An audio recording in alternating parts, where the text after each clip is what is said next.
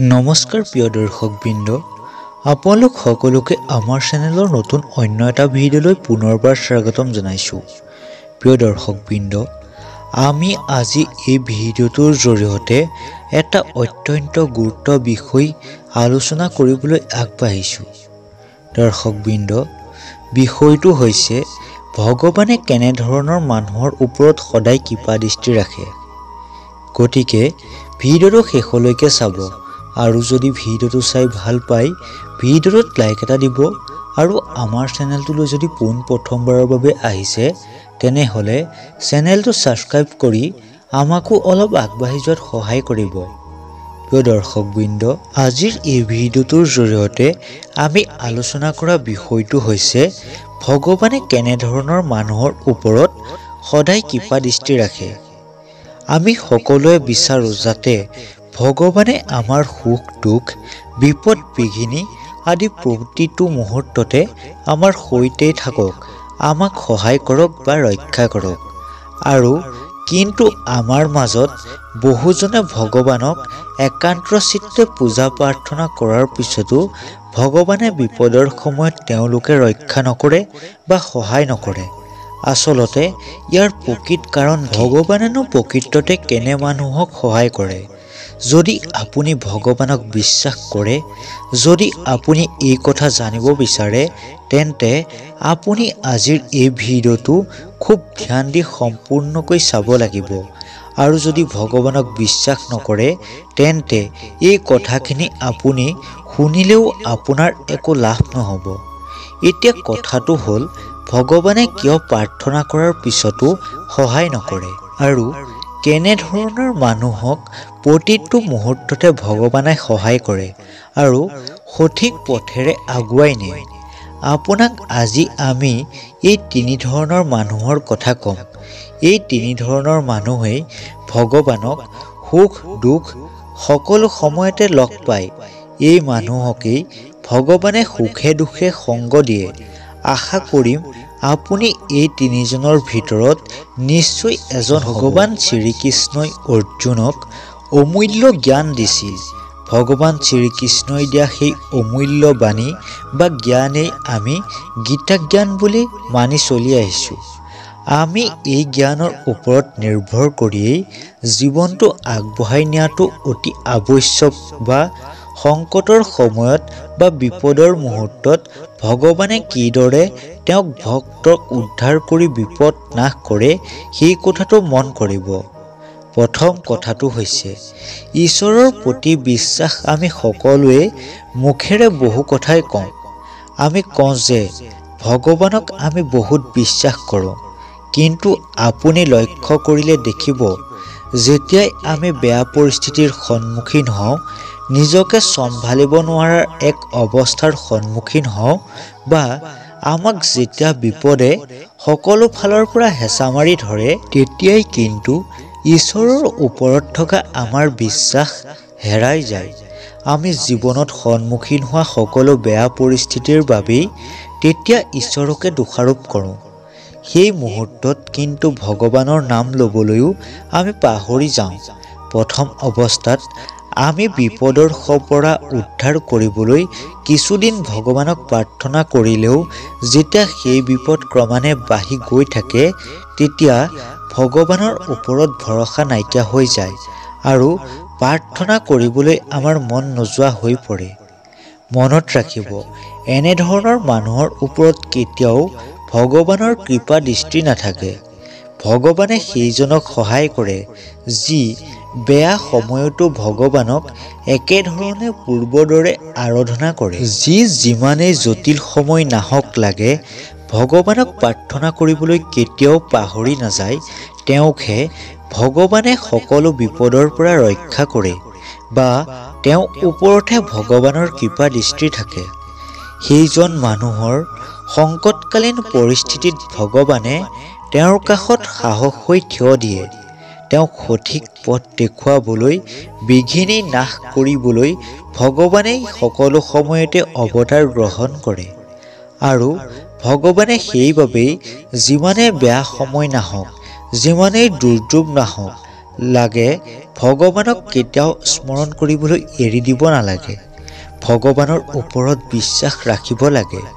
যাৰ ঈশ্বৰৰ ওপৰত বিশ্বাস হেৰাই যায় তেওঁ ঈশ্বৰৰ কৃপাৰ পৰা বঞ্চিত হোৱাটো নিশ্চিত হৈ পৰে। দ্বিতীয় কথাটো হৈছে সদায় ভগৱানৰ চৰণত শৰণ লৈ থাকিব লাগে।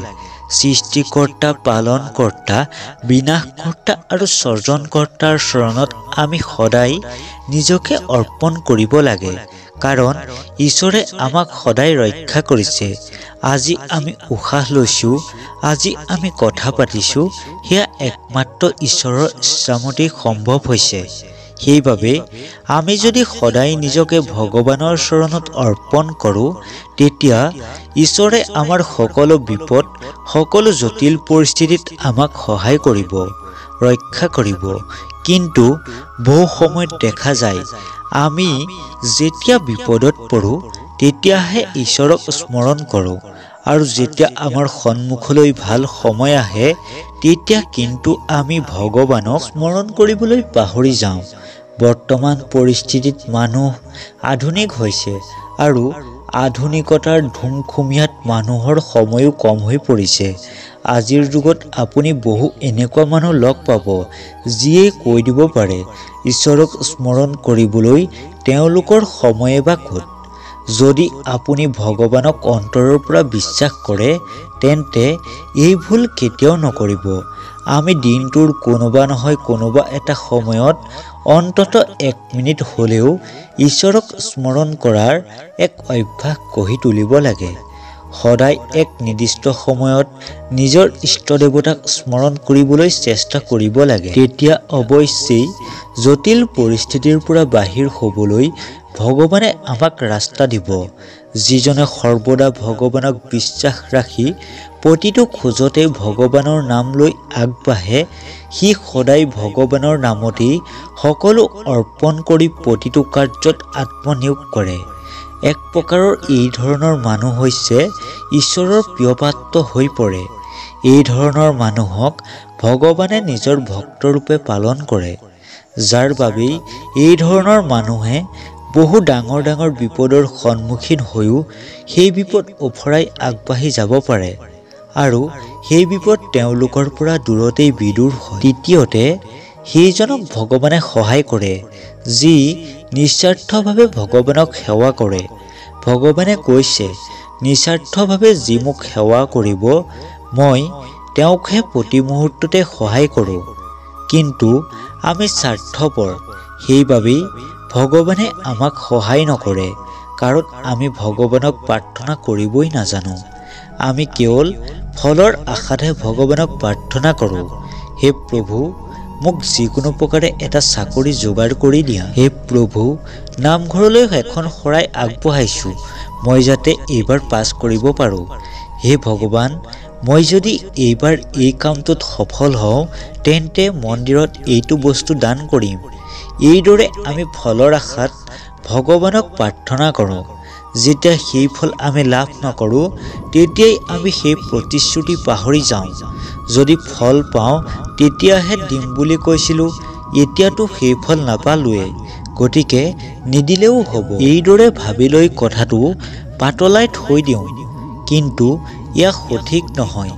এইখিনিতে এটা বাস্তৱ অভিজ্ঞতা আপোনালোকক শ্বেয়াৰ কৰিছোঁ। এখন অতি ভিতৰুৱা গাঁৱত এজন মেধাৱী ছাত্ৰ আছিল, কিন্তু তেওঁলোকৰ ঘৰৰ অৱস্থা ইমান ভাল নাছিল। তেওঁ পঢ়াৰ নামতেই ঘৰৰ বহু মাটি সম্পত্তি দেউতাকে বিক্ৰী কৰি তেওঁক উচ্চ শিক্ষা দিলে। তাৰ পিছত তেওঁ এটা ভাল চাকৰিৰ ইণ্টাৰভিউ দিছিল। তেতিয়া তেওঁৰ পিতৃ মাতৃয়ে নামঘৰত সেৱা লৈ কৈছিল, আমাৰ ল'ৰাটোৰ যদি এইবাৰ চাকৰি হয় আমি নামঘৰত এখন ভাওনা দিম।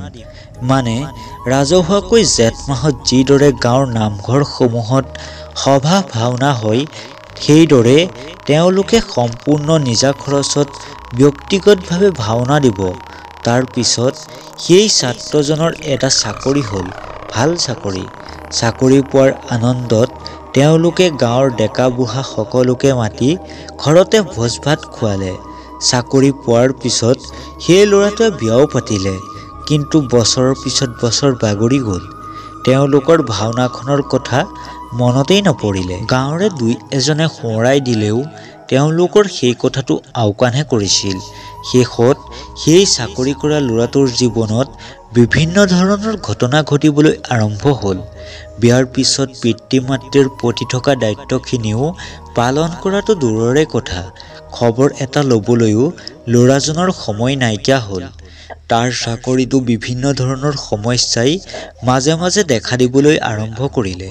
তথাপিও তেওঁলোকৰ ভাওনাখন দিবলৈ জ্ঞানে নধৰিলে। প্ৰিয় দৰ্শকবৃন্দ, আমি যাতে কথাখিনি ভালদৰে উপলব্ধি কৰিব পাৰোঁ তাৰ বাবে এই ধৰণৰ উদাহৰণ আজি আমি আপোনালোকক দিছোঁ।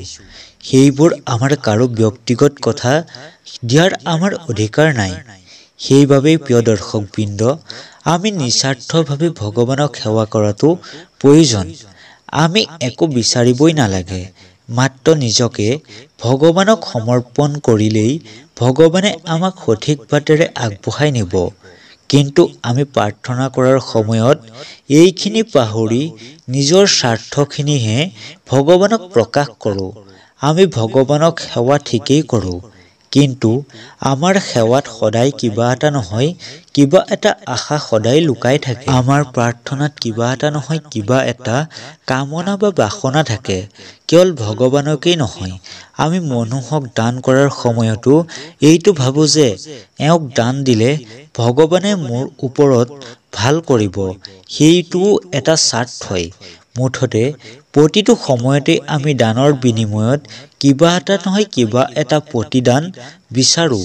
গতিকে আমি চেষ্টা কৰিব লাগে, মনটো সংযম কৰিব লাগে, যাতে আমি নিস্বাৰ্থ এটা মন লৈ ভগৱানক প্ৰাৰ্থনা কৰিব পাৰোঁ আৰু ভগৱানে তেওঁৰ চৰণত সদায় আমাক ঠাই দিয়ে। প্ৰাৰ্থনা কৰাৰ সময়ত যাতে আমি কোনো আশা বা ইচ্ছা কথা ভগৱানক প্ৰকাশ নকৰোঁ, বিনিময়ত যাতে একোৱেই নিবিচাৰোঁ। যি এইদৰে নিস্বাৰ্থভাৱে ভগৱানক সেৱা কৰিব পাৰিছে, তেওঁকেই ভগৱানে বিপদে আপদে সুখে দুখে সদায় লগত থাকি সহায় কৰি গৈছে। আপোনালোকক পুনৰ কথাটো মনত পেলাই দিছোঁ। ঈশ্বৰৰ প্ৰতি সঁচা অৰ্থত বিশ্বাস ৰাখি আগবঢ়াজন আৰু ভগৱানৰ চৰণত নিজকে অৰ্পণ কৰাজন আৰু ভগৱানৰ চৰণত নিস্বাৰ্থভাৱে যিজনে প্ৰাৰ্থনা কৰে তেওঁৰ লগতেই সদায় ভগৱানে সাৰথি হৈ থাকে। তেওঁকেই সকলো বিপদ বিঘিনিৰ পৰা ভগৱানে মুক্তি দিয়ে। এই তিনিজনক সদায় ভগৱানে সহায় কৰে, ভগৱানে নিজৰ ভক্তৰূপে পালন কৰে আৰু বিপদৰ সকলো বিঘিনি নাশ কৰি ভগৱানে এই ধৰণৰ মানুহক সঠিক পথেৰে আগবঢ়াই নিয়ে। এই তিনিজনৰ ভিতৰত আপুনিও বাৰু অনুগ্ৰহ কৰি তলৰ কমেণ্ট বক্সত কমেণ্ট এটা কৰি জনাবচোন। আৰু যদি সঁচাই ভিডিঅ'টো ভাল লাগিলে তেন্তে হ'লে ভিডিঅ'টোত লাইক এটা কৰি ছাইডতে থকা বেল আইকনটো অল কৰি আৰু ভাল চিন্তা কৰাজনক ভিডিঅ'টো শ্বেয়াৰ কৰি আমাকো অলপ কৃতাৰ্থ কৰে যেন।